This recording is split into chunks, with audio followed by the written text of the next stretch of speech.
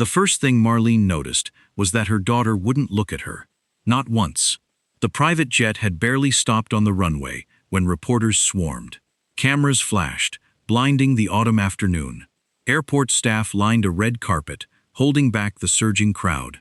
3 young tech millionaires had just returned to America after years overseas, and everyone wanted a piece of their story. Marlene stood behind a barrier in a faded blue dress she'd mended 3 times herself. Her hands trembled as she waved. Her triplets were finally home. Then her oldest son, Marcus, saw her. For a second, she thought he was about to smile. Instead, he turned to a security guard and pointed directly at her. "Please remove that woman from the reception area." The words didn't make sense. Before Marlene could even react, her daughter, Naomi, stepped in front of a microphone. When a reporter asked if any family members had come to welcome them home, Naomi smiled politely. "Our mother passed away years ago." Marlene stopped breathing. Nobody around her knew the truth. Nobody knew that the poor mother being pushed aside by security was the same woman who had sold her only home so those 3 children could chase their dreams. And nobody knew that what hurt most wasn't the lie itself. It was realizing they had practiced it, perfected it, long before they ever stepped off that plane. 8 years earlier, everything had looked different. Back then, Marlene lived in Tacoma, Washington. Her apartment was small, the carpets old, the kitchen cabinets painted so many times the layers were cracking. But whenever people visited, they noticed one thing. The place was full of life. 3 teenagers were always talking at once. 3 backpacks were always piled near the door. 3 pairs of shoes always sat by the entrance. Marlene sometimes joked that raising triplets felt like raising an entire neighborhood. She rarely laughed when she was alone. Life had not been easy. Her husband, Derek Brooks, had disappeared when the children were still very young. No child support, no birthday cards, no phone calls, nothing. For years, Marlene carried both roles, mother and father, provider and protector. When the kids asked where their dad was, she never poisoned them against him. She simply told them that sometimes adults made choices they couldn't understand. Then she changed the subject and made dinner. Her children became her entire world. There was Marcus, serious and disciplined, the first to finish homework, the first to wake up. Then came Naomi, sharp-minded and fearless, the one who questioned everything. And then Jordan, funny, creative, always trying to make everyone laugh when money was tight. Marlene loved them equally, but she worried about them constantly, not because they lacked talent, but because they had too much of it. She could see it. Teachers could see it. Everyone could. These children were capable of more than the neighborhood could offer. The problem was money. Money always seemed to stand between talent and opportunity. Still, the triplets never complained. They studied, worked hard, earned top grades. And every time Marlene looked at them, she felt the same mixture of pride and fear. Pride, because they were extraordinary. Fear, because extraordinary children eventually outgrow small places. One rainy evening, she sat at the kitchen table sorting bills. The electricity bill, the rent, the car insurance, a medical payment she still hadn't finished. She rubbed her eyes. Her shift at the hospital had ended less than an hour earlier. In 6 hours, she would be back again. A knock came from the hallway. Marcus entered, carrying several envelopes. Mail came today. Marlene thanked him without looking up. Then she noticed one envelope. Large, official, international. Her stomach tightened. Naomi spotted it immediately. "So, open it." Jordan dropped into a chair. "Yeah, you're staring at it like it's radioactive." Marlene laughed softly, but her hands shook as she opened it. The room became quiet. She began reading, then stopped, read again, and stopped once more. "What?" Naomi asked. Marlene looked up. For a moment, she couldn't speak.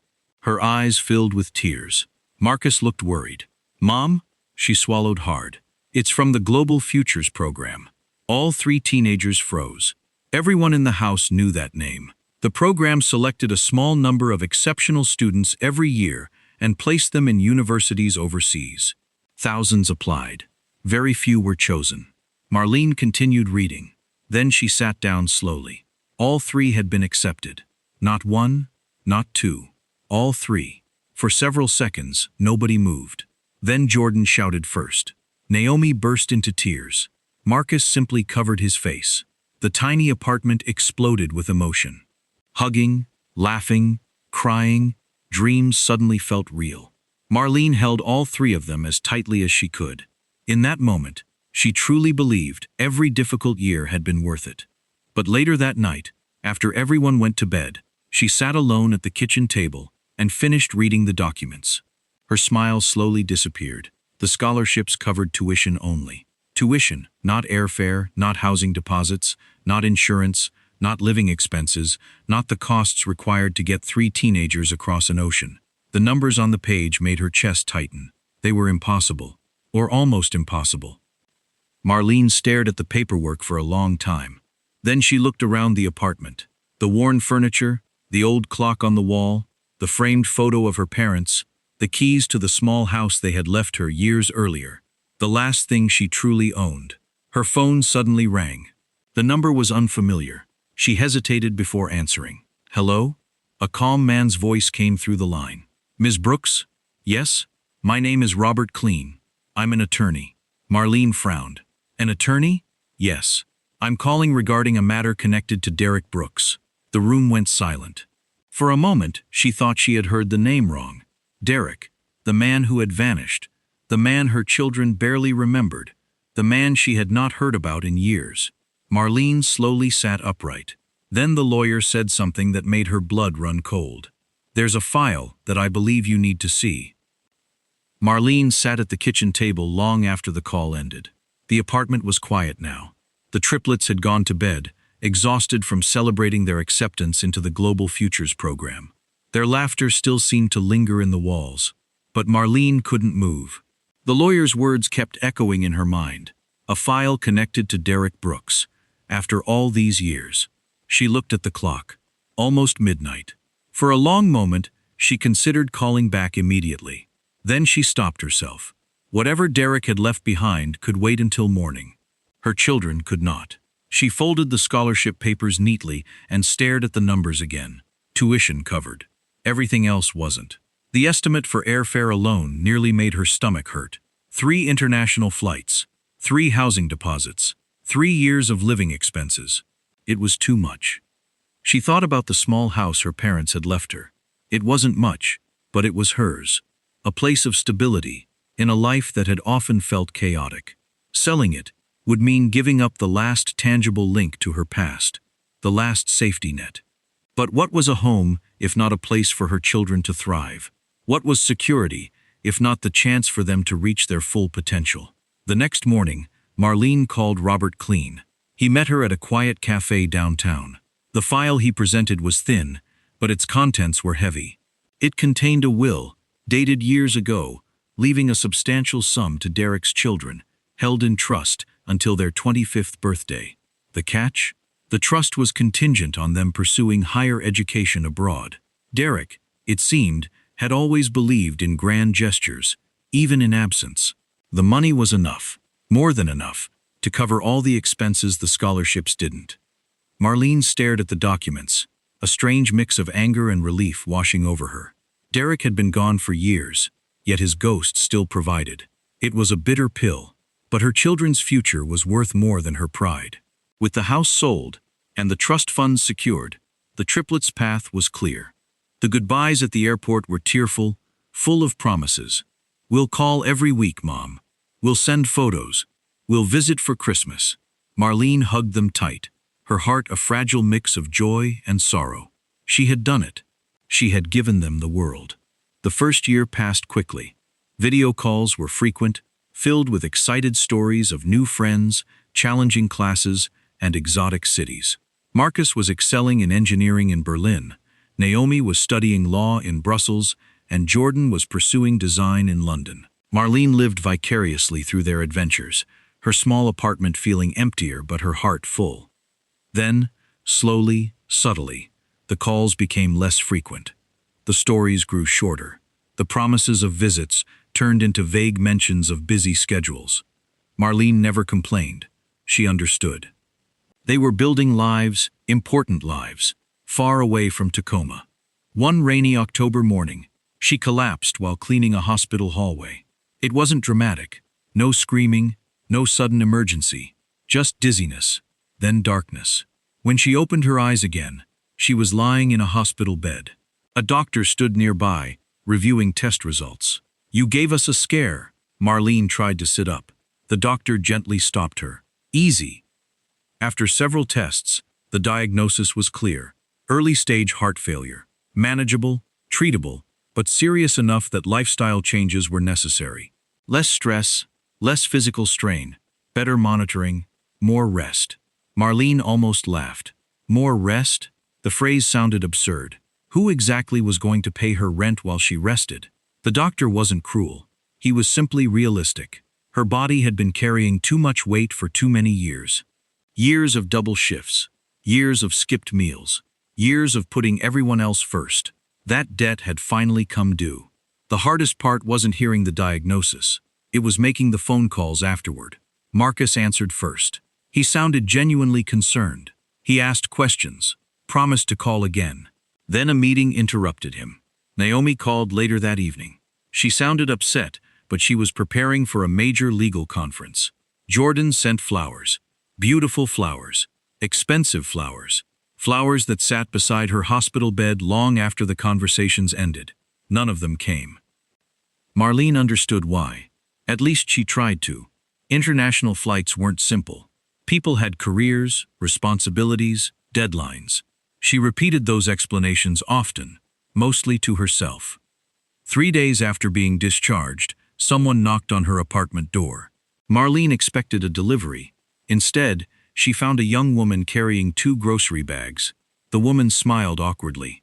"Hi, Miss Brooks." Marlene stared. The face looked familiar. Older, but familiar. Then recognition arrived. "Ivy?" The young woman laughed. "You remembered?" Of course she remembered. Years earlier, Ivy had lived 3 apartments down the hall. A quiet girl who spent much of her childhood bouncing between foster homes. Sometimes she stayed with relatives, sometimes she didn't. There had always been instability, always uncertainty. Marlene used to invite her over for dinner. Nothing formal, just a plate at the table whenever she seemed alone. The girl had practically grown up alongside the triplets. Now she stood at the door carrying groceries. "I heard you were in the hospital." Marlene frowned. "How? Mrs. Ramirez from downstairs?" That made sense. News traveled quickly in old apartment buildings. Ivy lifted the grocery bags. "You clearly need someone checking on you." Marlene smiled. "I'll be okay. That's not what your refrigerator says." The young woman wasn't entirely wrong. The refrigerator looked depressing. For the next hour, Ivy stocked shelves, organized medications, and ignored every attempt Marlene made to stop her. By the time she finished, the apartment felt warmer somehow, less empty. Before leaving, Ivy paused near the door. "If you need anything, call me." Marlene nodded. "Thank you." The young woman hesitated, then added softly, "You helped me when nobody else did." And just like that, she was gone. The following weeks settled into a routine. Ivy stopped by regularly, sometimes with groceries, sometimes with soup, sometimes for no reason at all. She never treated it like a burden, never acted as though she was doing charity work. She simply showed up. One evening, they sat together drinking tea, while rain tapped against the windows. Ivy told stories about college, about her first apartment, about learning how to build a stable life after foster care. Marlene listened carefully. She felt proud in a way she hadn't expected. Not because she deserved credit, but because someone she cared about had survived. Sometimes survival itself was an accomplishment. Over time, Ivy began sharing things she rarely told others. The loneliness, the uncertainty, the feeling of never fully belonging anywhere. Marlene understood more than Ivy realized. Not because their lives were identical, but because both knew what it felt like to fear being left behind. One afternoon, Ivy noticed a photograph sitting on a shelf. The picture showed the triplets shortly before they left, their faces bright with youthful optimism. "They look so happy," Ivy observed. Marlene nodded, a bittersweet smile on her lips. They were. Then came the news that ripped through the quiet life Marlene had built. A national magazine article, profiling the global futures triplets, mentioned their humble beginnings. The reporter, a sharp young woman named Sarah Chen, had dug deeper than most. She found the old apartment building, spoke to Mrs. Ramirez, and uncovered the story of the mother who had sold her home to fund her children's dreams. The article, however, painted a picture of a tragic past, a mother who had passed away before seeing her children's success. It was the same lie Naomi had told at the airport, now broadcast to millions. Marlene read the article, her hands shaking. The betrayal felt fresh, a wound reopened. She knew why they did it. Their new lives, their carefully constructed images, had no room for a working-class mother from Tacoma. But knowing didn't make the pain any less. A few days later, Robert Klein called. "Ms. Brooks, I saw the article. This is unacceptable." He sounded genuinely angry. "There are legal avenues we can explore. Defamation, emotional distress." Marlene listened, her mind numb. What was the point? Her children had already disowned her. But then, an idea sparked. Not revenge, but justice. Not for her, but for the truth. "Mr. Klein," she said, her voice steady. "I want to set the record straight. Not for me, but for the story of what a mother sacrifices. And I want to do it publicly." The next week, Sarah Chen, the reporter who wrote the original article, received an anonymous tip. A source claimed to have the real story of the Brooks triplets' mother. Intrigued, Chen followed the lead. It led her to Marlene's small apartment. Marlene, with Ivy by her side, told her everything. The double shifts, the missing father, the scholarships, the impossible costs, the sale of her home, the airport betrayal, the passed-away lie. She showed Chen the old photos, the letters from the Global Futures program, the deed to the house, the bank statements. The evidence was undeniable. Sarah Chen, a seasoned journalist, knew a bombshell when she saw one. The follow-up article, titled "The Mother They Erased," hit like a meteor. It wasn't just a correction. It was a scathing exposé. It detailed Marlene's sacrifices, her quiet strength, and the callous betrayal of her children. It included direct quotes from Marlene, raw and heartbreaking. "They didn't just deny me," she told Chen. "They erased me." The public reaction was immediate and fierce. The triplets, once celebrated as symbols of self-made success, became pariahs. Their social media exploded with condemnation. Their companies faced boycotts.